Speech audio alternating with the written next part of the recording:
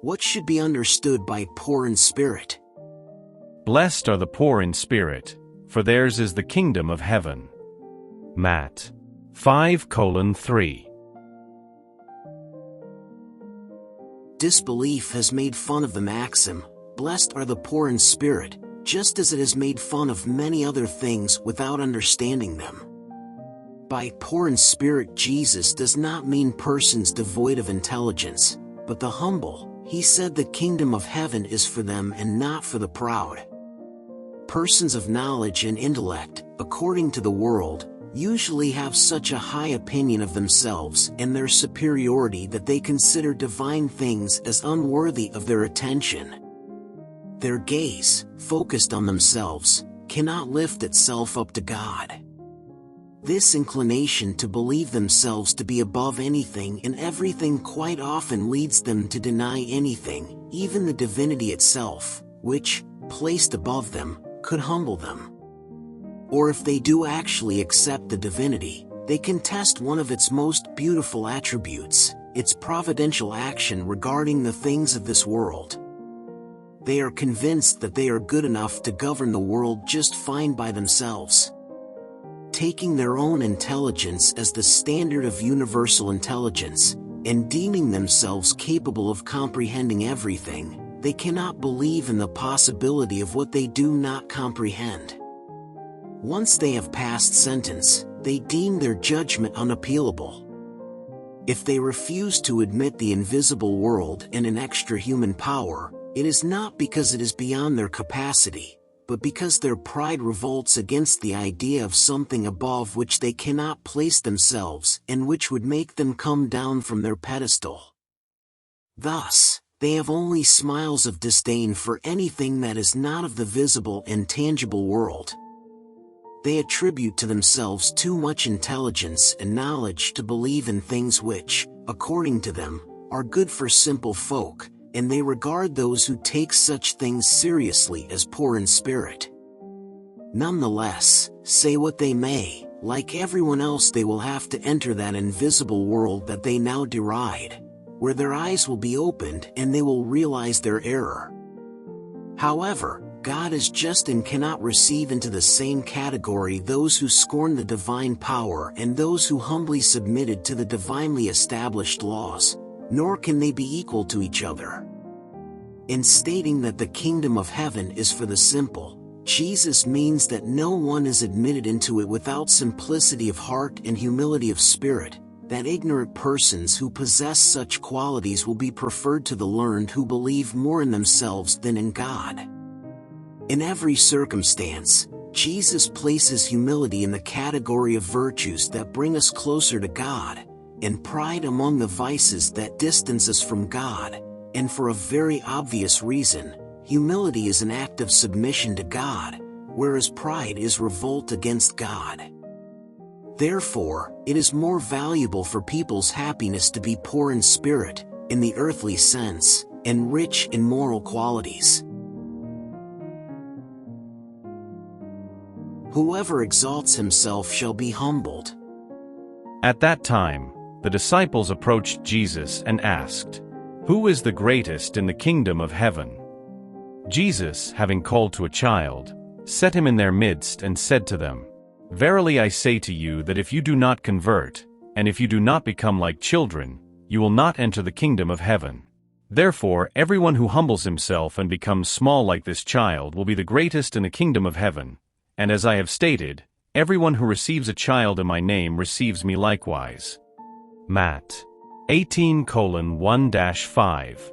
Then the mother of the sons of Zebedee approached him with her 2 sons and kneeled before him, showing him that she wanted to ask him something.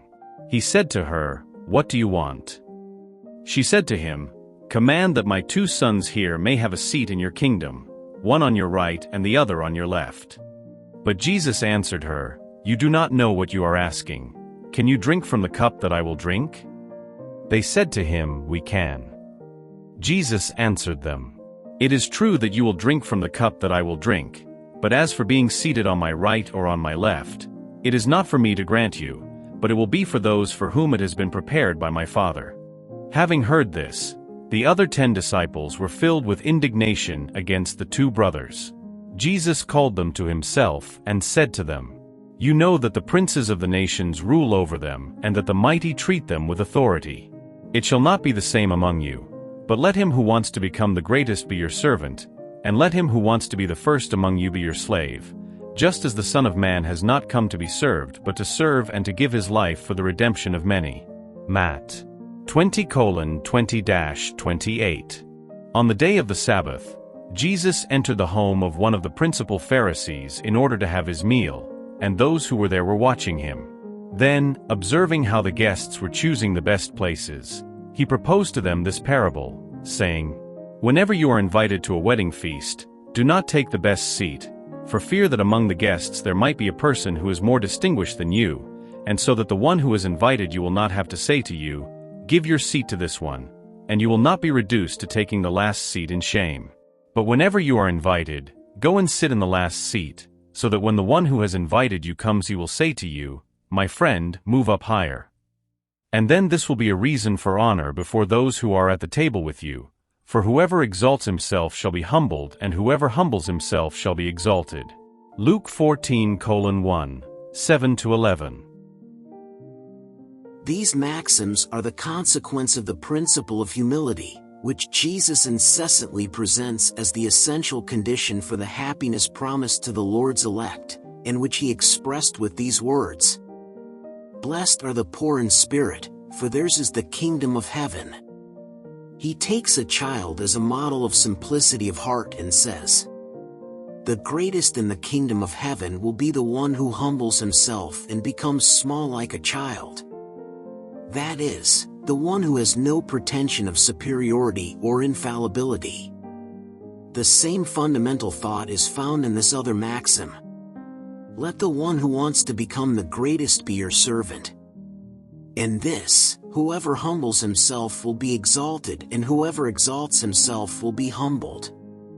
Spiritism has come to sanction the theory by example, showing us that those who are great in the spirit world are those who are small while on earth, and frequently, quite small are those who are the greatest and most powerful while on earth.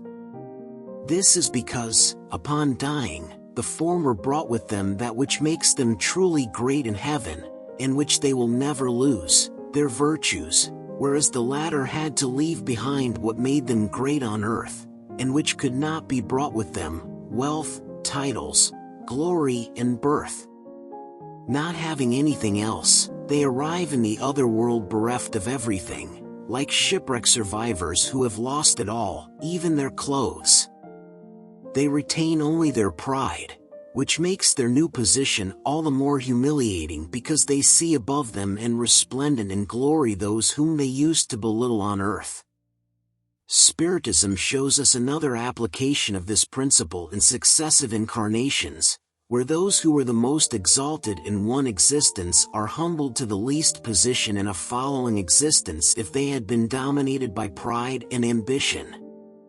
Therefore, do not seek the highest place while on earth or set yourselves above others if you do not want to be obligated to take a lower place. On the contrary, seek the humblest and most modest position, because God will give you a higher place in heaven if you deserve it. Mysteries hidden from the learned and wise. Then Jesus spoke these words: "I render you glory, my Father, Lord of heaven and earth, for having hidden these things from the learned and wise, and for having revealed them to the simple." Matt 11:25. It might seem peculiar that Jesus renders thanks to God for having revealed such things to the simple and small, the poor in spirit, and for having hidden them from the learned and wise, who would apparently be more capable of grasping them. It is because one must understand the former as being the humble who humble themselves before God and who do not believe themselves superior to everyone else, and the latter as being the proud, conceited with their worldly knowledge, who believe themselves to be wise because they deny God, or treat God as an equal when they do not repudiate God outright, despite the fact that in antiquity learned was synonymous with wise. That is why God allows them to search for the secrets of earth, while revealing the secrets of heaven to the simplest and to the humble who bow down before God. The same occurs today with the great truths revealed by Spiritism. Some disbelievers are surprised that spirits put forth such little effort to convince them. This is because spirits concern themselves only with those who search for the light in good faith and with humility, rather than those who believe they possess all the light, and who seem to think that God should be very happy to lead them to God by proving to them that God exists. God's power shines in the smallest matters as much as in the greatest. God does not put the light under a bushel, but scatters it abundantly far and wide. Thus, those who do not see it are blind. God does not will to open their eyes forcefully, since it pleases them to keep them shut. Their time will come, but first they must feel the anguish of darkness and acknowledge God, and not mere chance, as the one who hurts their pride. In order to overcome disbelief, God employs the most appropriate means according to the individual. It is not up to the disbeliever to prescribe to God what God must do, and say to God, "If you want to convince me, you must choose this or that manner at such and such a time because that time is the most suitable." Disbelievers should not be surprised, therefore, if God and the spirits, as agents of the divine will, do not submit to their requirements. They should ask themselves what they would say if the least of their servants wanted to impose him or herself on them. God imposes God's conditions and does not submit to others. God listens kindly to those who humbly address God and not those who deem themselves to be greater than God. Some might ask, couldn't God touch them personally with manifest signs in whose presence the most hardened disbelievers would bow down? Of course, but then where would their merit be in that, and, moreover, what good would it do? Do we not see individuals every day who deny the evidence and say, even if I saw it, I wouldn't believe because I know it's impossible? If they refuse to recognize the truth, it is because their spirit is not yet mature enough to grasp it, nor their heart to feel it. Pride is the veil that clouds their sight. What good would it do to present the light to a blind person? Hence, it is necessary to heal the cause of the ill first, and like a skillful doctor, God punishes their pride first. God does not abandon any of God's lost children. God knows that sooner or later their eyes will open, but God wants for this to be of their own will when, overcome by the torments of disbelief, they throw themselves into God's arms, and like the prodigal son ask for divine grace. The Spirit's teachings. Pride and humility. May the peace of the Lord be with you, my dear friends. I have come to encourage you to follow the path of the good. To the humble spirits who formerly used to inhabit the earth, God has given the mission to come and enlighten you. Blessed be God for the grace given to us of being able to help you with your advancement. May the Holy Spirit illumine me, help me render my word understandable, and grant me the favor of setting it within the reach of all. All you who are incarnate, who are suffering and searching for the light, may the will of God help me to make it shine on your eyes. Humility is a much neglected virtue among you. The great examples that have been given you are followed very seldom. However, without humility can you be charitable toward your neighbor? Oh, no, because this sentiment puts men and women on the same level. It tells them they are brothers and sisters and that they must mutually help one another, and it leads them to the good. Without humility, you adorn yourselves with virtues you do not possess, as if wearing clothes to hide the deformities of your body. Remember the one who saves us. Remember his humility, which made him so great and placed him above all the prophets. Pride is the terrible adversary of humility. If Christ promised the kingdom of heaven to those who were poorest, it was because the mighty of the earth imagine that titles and riches are rewards given for their merit, and that their essence is purer than that of the poor. They believe that these are owed to them, and that is why they accuse God of injustice whenever he takes them away. Oh, such mockery and blindness! Does God make distinctions among you because of your bodies? Isn't the envelope of the poor the same as that of the rich? Did the Creator make two types of human beings? Everything that God does is great and wise. Never attribute to Him the ideas that are conceived in your proud minds. O you rich! While you sleep under golden roofs and sheltered from the cold, do you not know that thousands of your brothers and sisters, who are just like you, are sleeping on straw? Are not the wretches suffering from hunger your equals? These words are revolting to your pride, I know full well. You may agree to give them alms, but to fraternally shake hands with them, never. What? You say. I, a descendant of noble blood, one of the great ones of the earth, equal to those wretches in rags? A vain utopia of the so-called philosophers. If we were equal, why would God have set them so low and me so high? It is true that your garments are scarcely the same. However, undress both of you, and what difference would there be between you? Nobility of blood, you will say. But chemistry has not found any difference between the blood of the nobleman and that of the commoner, or between that of the master and that of the slave. Who says that you yourself were not also once impoverished and unfortunate like them?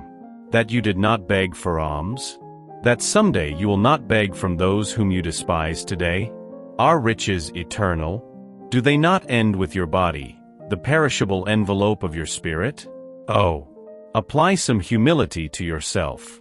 Ultimately, set your eyes upon the reality of the things of this world, upon what makes for greatness or humiliation in the next. Remember that death will not spare you any more than anyone else, that titles will not save you from it, that it can strike you tomorrow, today, in an hour. And if you shroud yourselves in your pride, oh! Then I feel sorry for you because you are worthy of pity. You proud! What were you before you were noble and powerful? Perhaps you were lower than the least of your servants. Therefore bow your haughty brows, which God can bring down at the moment in which you raise yourself the highest. All people are equal on the divine scales, and only their virtues distinguish them from one another in God's eyes. All spirits are of one and the same essence, and all bodies are made of the same substance. Your titles and your names do not change them in any way. They remain in the grave, and they do not give you the bliss promised to the elect. Charity and humility are their titles of nobility. Poor creature! You are a mother. Your children are suffering. They are cold and hungry. Bent under the weight of your cross, you go and humiliate yourself so that they might have a piece of bread. Oh! I bow down before you. How nobly holy and great you are in my eyes. Hope and pray, happiness is not yet of this world. To the poor and oppressed who trust in Him, God gives the kingdom of heaven. And you, young maiden, poor child, given to work and privation, why such sad thoughts? Why do you weep? Lift up your gaze, pious and serene, to God, who provides food to the little birds. Trust in Him and He will not abandon you. The noise of parties, the pleasures of the world make your heart beat fast. You would like to adorn your head with flowers and mingle with the wealthy of this earth. You say to yourself that, like these women who pass you by, frivolous and laughing, you too could be rich. Oh! Be still, child. If you knew how many tears and nameless sorrows are hidden beneath those embroidered dresses, how many sobs are muffled under the noise of that joyous orchestra, you would prefer your humble quarters and your poverty. Keep yourself pure in God's eyes if you do not want your guardian angel to return to Him, hiding its face with its white wings and leaving you to your remorse, without a guide, without support in this world where you will be lost, waiting to be punished in the next. And all you who endure human injustice, be indulgent with the faults of your brothers and sisters by remembering that you yourselves are not exempt from reproach. To do so is charity, but it is also humility. If you suffer slander, bow your head under this trial. What does the world's slander matter to you? If your conduct is pure, cannot God compensate you? To courageously bear humiliation from others is to be humble and to recognize that only God is great and powerful. Udir God. Must Christ come a second time to earth to teach people your laws, which they have forgotten?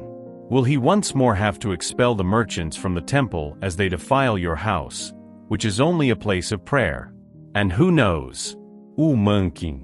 If God were to grant you such grace, perhaps you would reject it as before. You would call Him a blasphemer, for he would humiliate the pride of modern-day Pharisees. Perhaps you would make him take up the road to Golgotha once again. Left to themselves when Moses went up on Mount Sinai to receive God's commandments, the people of Israel forsook the one true God. Men and women gave their gold and jewels to make an idol to worship. You civilized men and women, you do the same.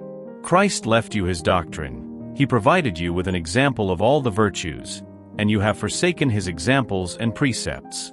With your passions you have all made a god to your own liking, according to some, terrifying and bloodthirsty, according to others, uncaring about the concerns of the world.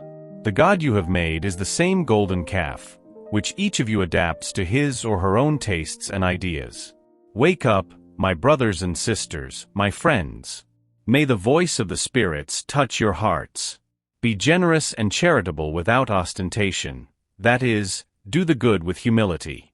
Let each of you tear down, little by little, the altars you have erected to pride. In a word, be true Christians and you will have the kingdom of truth.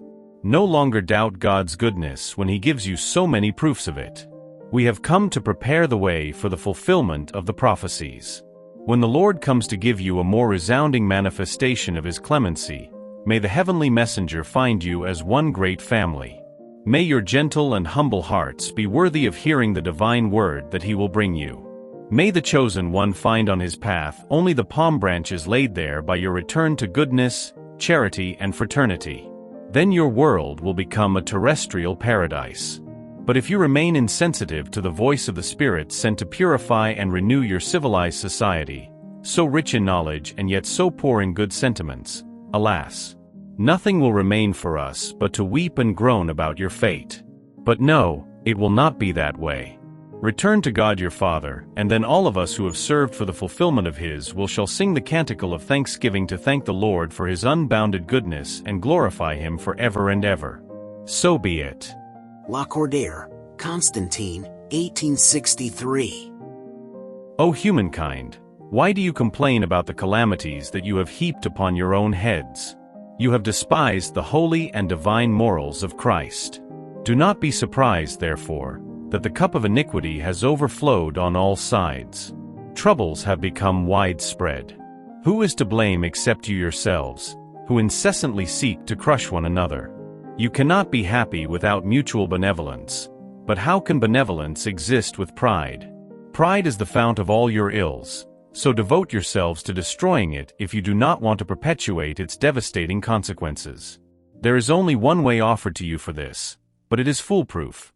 Take as your invariable rule of conduct the law of Christ, the law you have either rejected outright or falsified in its interpretation. Why do you hold such high regard for whatever shines and enchants the eyes, rather than what touches the heart? Why is the vice found in opulence the object of your adulations, while you have only a look of disdain for the true merit that lies in obscurity? Let rich debauches, lost in body and soul, appear anywhere and all doors are open to them and all eyes are on them, whereas hardly anyone will concede a gesture of greeting to good persons who live by their labor. As long as the consideration granted to persons is measured by the weight of the gold they possess or by the name they bear, what interest could they possibly have in correcting their defects? The opposite would occur if the defect of gold were criticized by public opinion in the same way as the defect of tatters. Pride, however, is indulgent toward anything that pleases it. This is a time of cupidity and money, you say. No doubt about it. But why have you let material needs encroach on good sense and reason? Why does anyone want to rise above his or her brothers and sisters? Society today is suffering the consequences of this fact. Do not forget that such a state of things is always a sign of moral decadence. When pride reaches extremes, it is an indication that a downfall is close at hand, for God always punishes the arrogant. If he sometimes allows them to ascend, it is to give them time to reflect and mend their ways under the blows that he gives to their pride from time to time in order to warn them. Instead of humbling themselves, however, they rebel. Then, when their cup is full, God brings them down suddenly, and their downfall is all the more terrible the higher they have ascended. Poor humankind, whose selfishness has corrupted every pathway, take heart once again, nonetheless. In his infinite mercy, God has sent you a powerful remedy for your ills, an unexpected aid in your affliction. Open your eyes to the light. There are the souls of those who are no longer on the earth and who have come to call you to your real duties. With all the authority of their experience, they will tell you how the vanities and grandeur of your temporary existence are a small thing in comparison with eternity.